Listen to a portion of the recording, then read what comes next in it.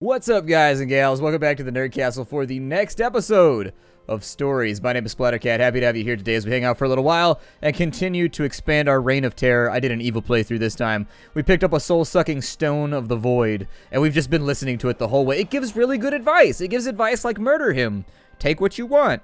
Become the emperor. Become a god. You're the best. Hooray for you. It even swings the pom-poms well. These ravens cannot stop us. We are going straight to the emperor right now. We're going to drive a blade across his throat, and we're going to take everything that was... We already took his daughter. I mean, how much further can we go here? We've already murdered his family in order to, like... What happens if I go that way? We've already murdered his family in a mad bid for power, so, how much worse could we get? Oh, look at that. It took me to, like, a snowy place.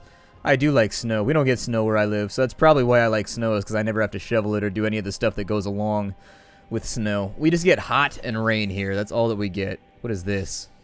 Elemental Resistance 2, which I'm probably not going to end up using.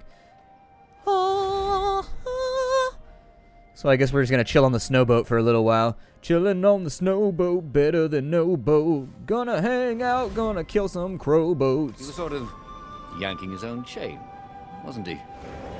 I suppose a little bit, but not like a ton of... Oh, goody. Was glowing with dark power.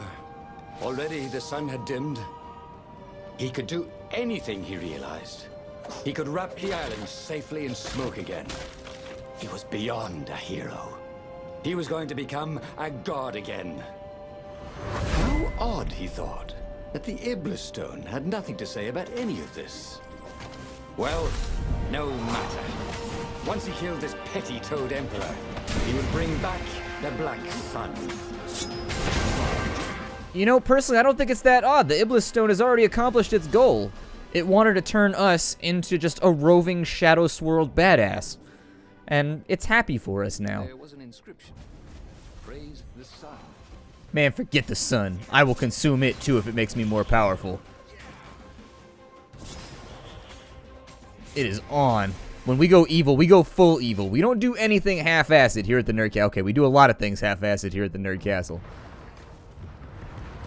But, in the process of doing a lot of things half-assed, occasionally we do one or two things on accident whole-acid. Continue healing me with the power of dark, shadowy magic. Huzzah.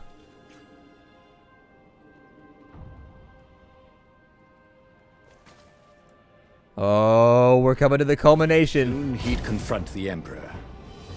Funny that this whole war had come about because the Emperor feared death. And now it was coming for him. There was some sort of lesson there, wasn't there? See, and if we just keep making friends with the Iblis Stone, nothing bad will ever happen to us either. We won't have to fear death. Life will be good for a little while. Until we inevitably blot out the sun and the crops fail and then we all starve to death. But we're the Emperor. We can always get more crops for ourselves. We'll just commandeer someone else's with the power of our shadowy, awesome heavy metal magic. Because everybody knows heavy metal is all about evil. Man, these crows are not faring well. Not the best day to be a raven. Now, to our destiny. It seems strange to me that they would open the drawbridge when they could just fly away. He found the Emperor and the Council huddling by his ship, plotting. They saw him and cowered before him. Back to hell, fiend. Croaked the Emperor desperately. In the name of the Transcendent Emperor. Croaked the Speaker. They held some arcane items he didn't recognize. He simply flexed his will and sucked their souls out of their bodies. And Iblis exulted. It is finished.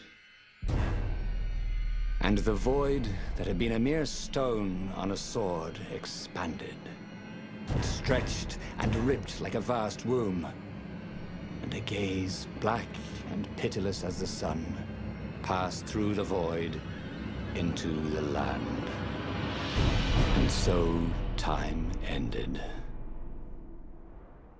And just like that, he was alive again.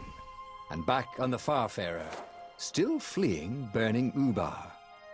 The book was still open before him. So, the book was a portal. It took you to the future when your destinies would branch. He had failed and died 3 times, but he learned another true thing. The Iblis Stone was evil. It would try to corrupt anyone who used it. I mean, it seemed like it worked out pretty well for a while. I mean, we had a couple weeks of just really, really unfettered destruction and power. And then in the end, it grew some tentacles and it betrayed us, just like I said that it would. But it was a fun couple weeks, right? So that leaves us, we got these things unlocked right here. The only other truth that we need to run down is probably that we have to seduce the cat or something. I don't know. But he was starting to feel like he was getting the hang of this. There was a way through to victory. He could feel it. He just had to keep running the path of destinies.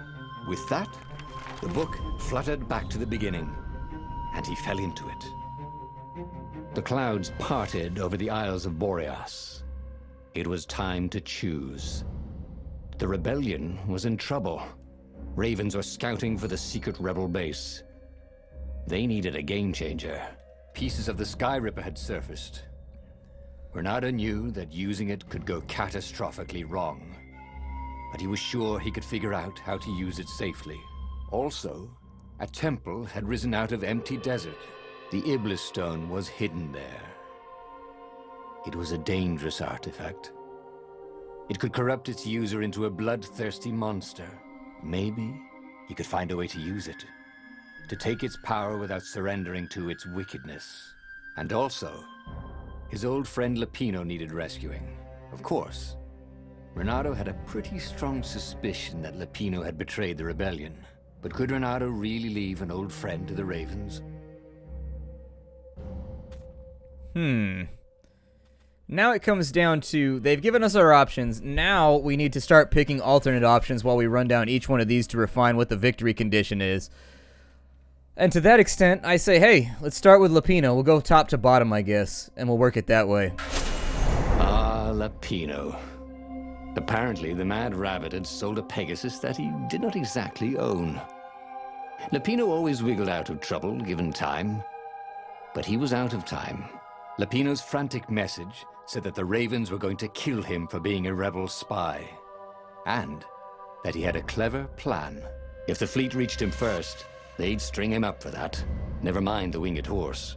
Or so Lapino had told him over the Far Speaker anyway. Yeah, how does he have access to a Far Speaker if he's already been captured or whatever? Also, why was that Pegasus drooling? Something tells me that Pegasus has been slightly used.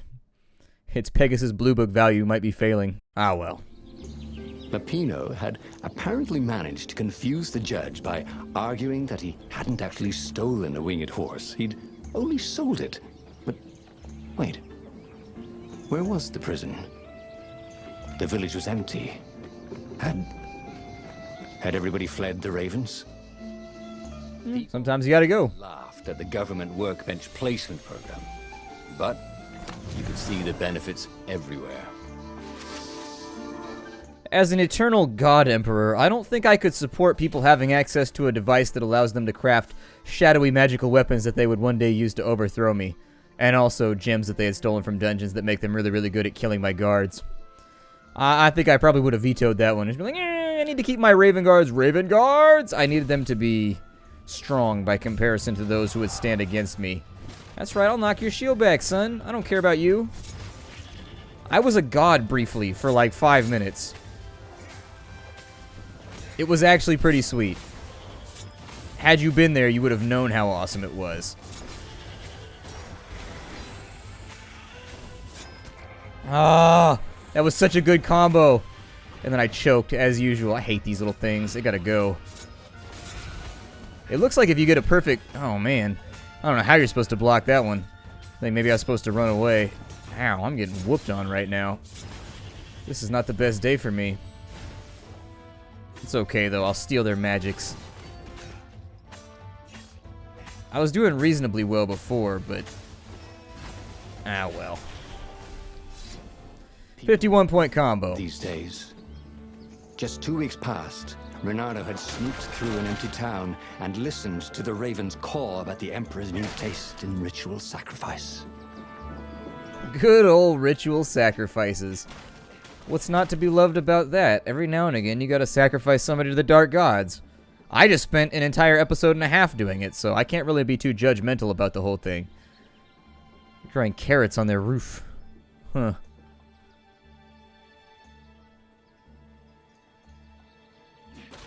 Oh, we got those little blinky things over here. The stone and shivered.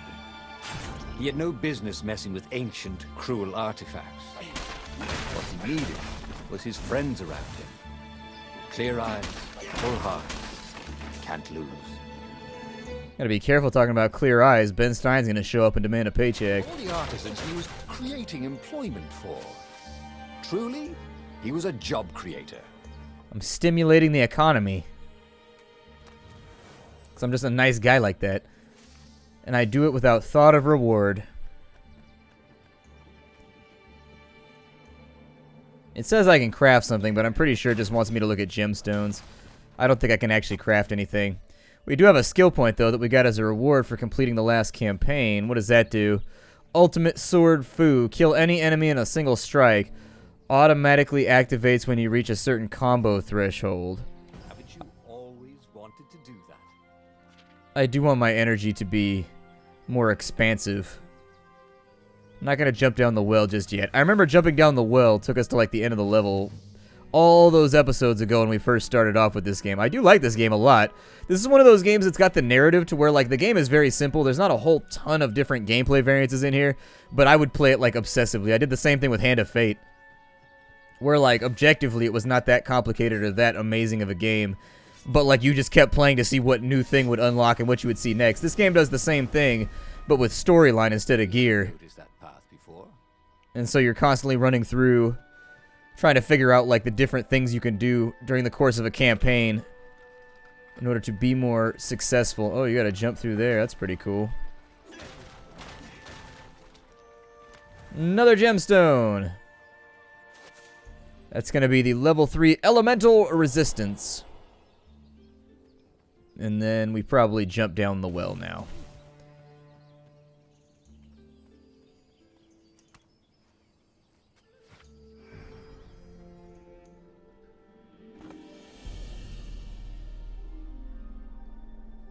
Alright, so we found ourselves into a cave which has weird Tinkerbell music. So I assume only fanciful fun things are down here, not things that want to murder me. Can I just like walk wherever I want to go in here? Oh, I can. I say if I can walk wherever I want to go, there's got to be treasure around here somewhere. We have... Couldn't find high quality ore like this just anywhere. Just anywhere with chests. Anyways, we got to get like a pretty huge chunk of ore in order to unlock some of the later game swords for like the time slowing one. That one I think takes like 100 ore, and then for the icy one it's like 75 or 80, so we're going to need a pretty good grip of this stuff in order to complete our little quest here. You know what? I'm going all in with fire magics here. Yeah, that's what I like to see. It does look like that did a pretty good job of getting rid of our enemies.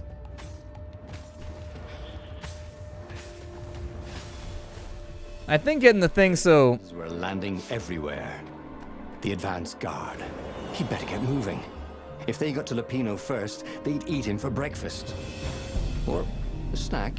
Ravens weren't picky. If they got hungry, they sometimes forgot to interrogate their prisoners.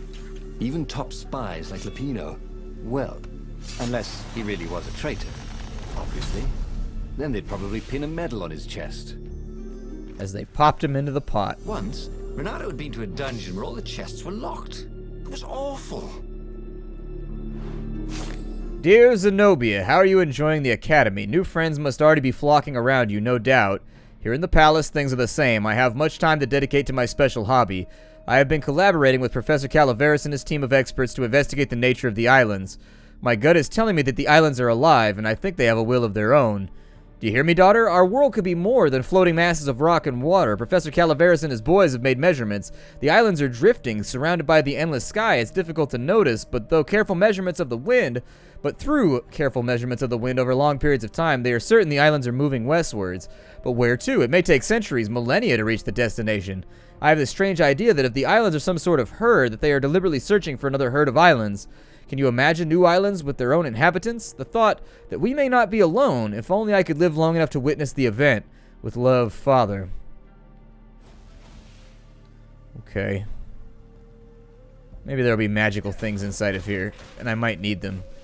Or maybe not. Maybe I'll just waste my time. It's all good. You shall not pass.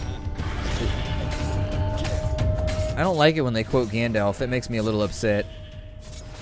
I mean, I was pretty upset already with the fact that they've been wiping out entire towns worth of people, but it feels weird going from evil to good again, like, so quickly. Like, we're already back on the path of the righteous, trying to help our friends, hanging out with homies.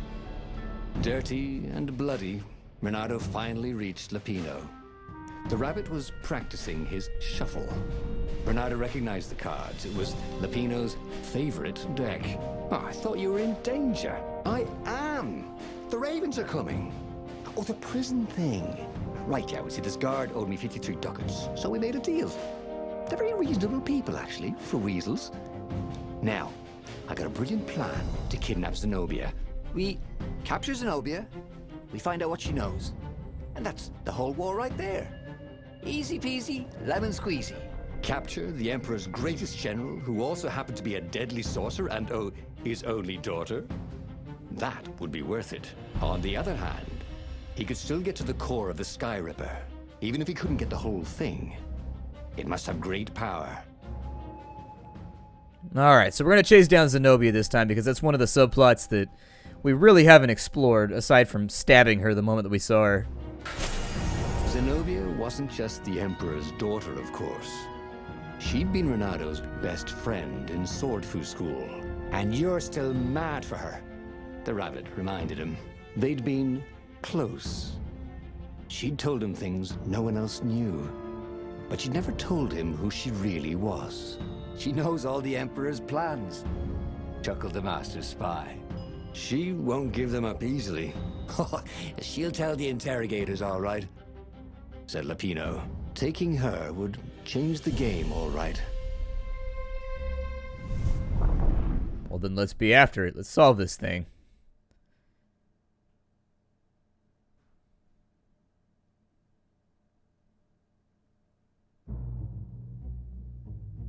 The city was already under Zenobia's control. I had to admire her efficiency. Renato shivered at the thought of Zenobia at the mercy of the interrogators. Could he really turn her over to them? But this was war. It wasn't meant to be pretty. I wasn't really planning on that. I'm actually only going after her to see what the other options are.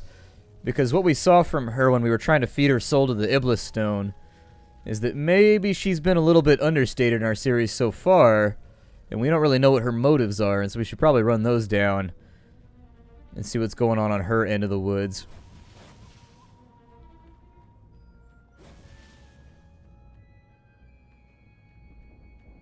We can't go back if we go this way, unless there's a teleporter, but the green doors so rarely lead to anything good. I got a treasure chest, so that's pretty cool. I mean, we've already basically gotten most of the loot in the game anyways, aside from the sword unlocks, so let's keep on trucking.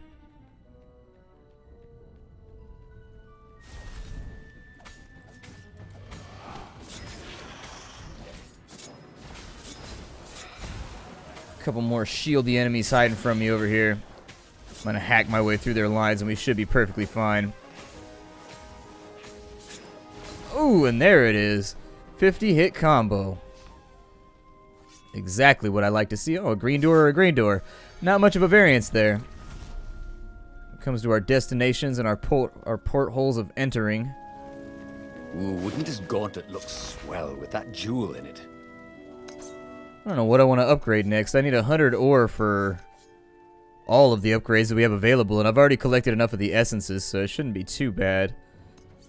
I'll probably upgrade the katana next just because it's awesome, and he drags it on the ground when he runs like anime style. It makes me happy. Got Shield Breaker 3. That's pretty sweet. Critical Chance I would probably swap out for... well, I don't know. Let's put in Physical Resist right there. And then Energy on Kill is just like really, really, really useful. That's the reason why I've had such good energy this entire playthrough is because of that gem. That's what they meant by a firewall. What unlocks a firewall? Hackers, mostly. Hackers is...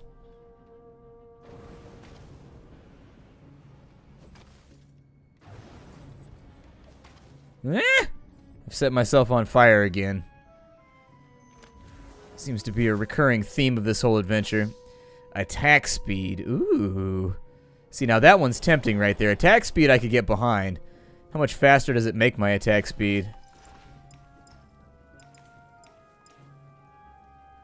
10%. Not worth it yet. I'll wait till I get the upgraded version. Hey, there's another little guy hiding back here. 4 more. Halfway to a sword upgrade.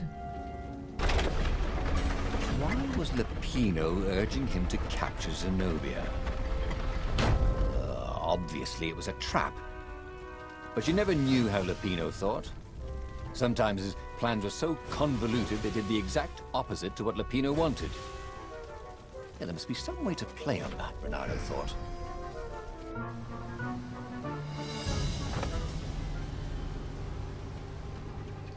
Always end up in a sewer. It wouldn't be an RPG if we didn't end up in the sewer at some point. Getting muck on our botas. Didn't your mother tell you it's rude to stare? Snapped Bernardo, a little smug. Oh. I accidentally found a teleported treasure. Hey, and an attack speed upgrade gem. Awesome.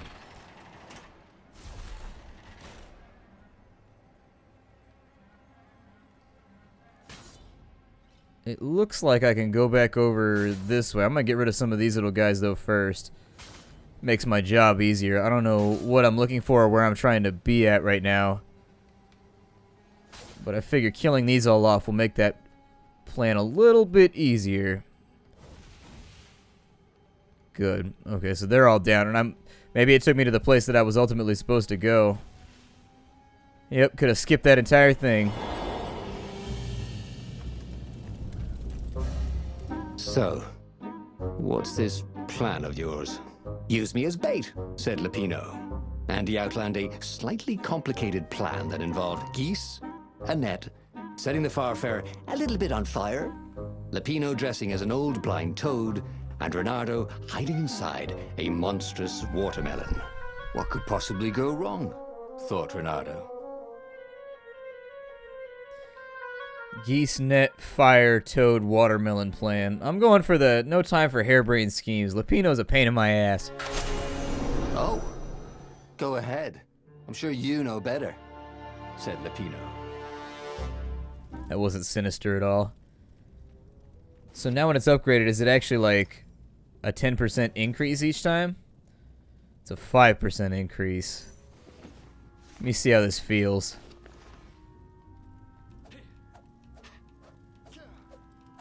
Doesn't feel that much faster, but it's kind of hard to tell at this juncture.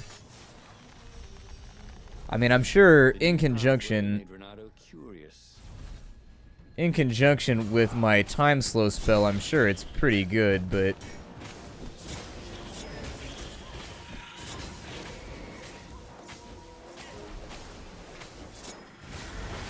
not bad at all. There we go. That's a big-ass apple right there. Is that an apple? I don't know what that is, but it looks giant and enormous and delicious. Zenobia, as you read this letter, you are locked in your chambers ready... Oh, okay, so that's the one that we already read. This jewel was more than sparkly. It had arcane power and an engraving. To Cindy. Who's Cindy?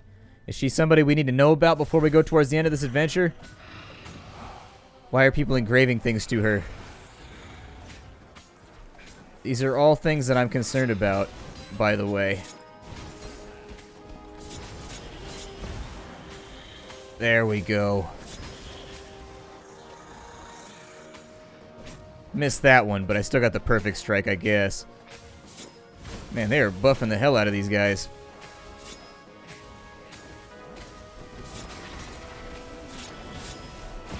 Is that everybody?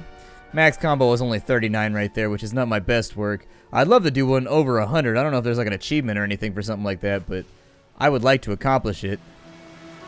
Renato slinked through Zenobia's ship, making no sound at all. Where were her guards? Finally, he reached her bedroom. She was curled up on her bed. Oh, he'd forgotten how beautiful she was. How sleek.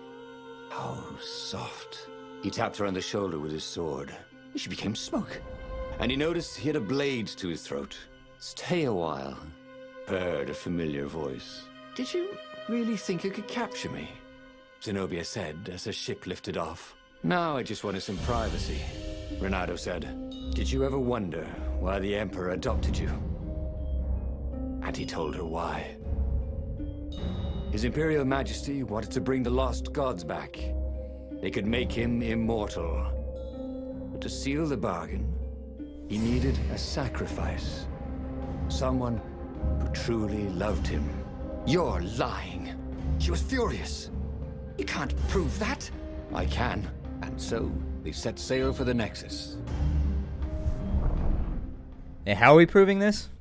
We don't have the Iblis Stone or anything with us right now, so I'm feeling a little short-handed at the moment. I'm always short-handed because I'm small, but you get it. Short jokes. I gotta show up at least once an episode.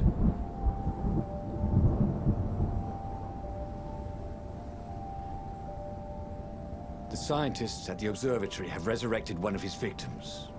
Well, he's not exactly alive, but it can talk, and it can't lie. You took a big risk. You know, I could just cast a spell to make you tell me where the rebel base is. And you wouldn't consider that cheating? She frowned. Ugh, fine. Let's go get your witness. Huzzah! But we're out of time for the day. My name is Splattercat. Thank you for joining me here at the Nerd Castle. And after atrocities that the Empire hushed up, Renato had rescued a priest whose order had been massacred for one book. He had slept in a burnt village. Dead kittens and puppies had come to tell him what the Emperor had done to them. As I said, we're out of time for the day. Thank you for joining me here for the next episode of Stories. I will see you all in future episodes. Bye, everybody.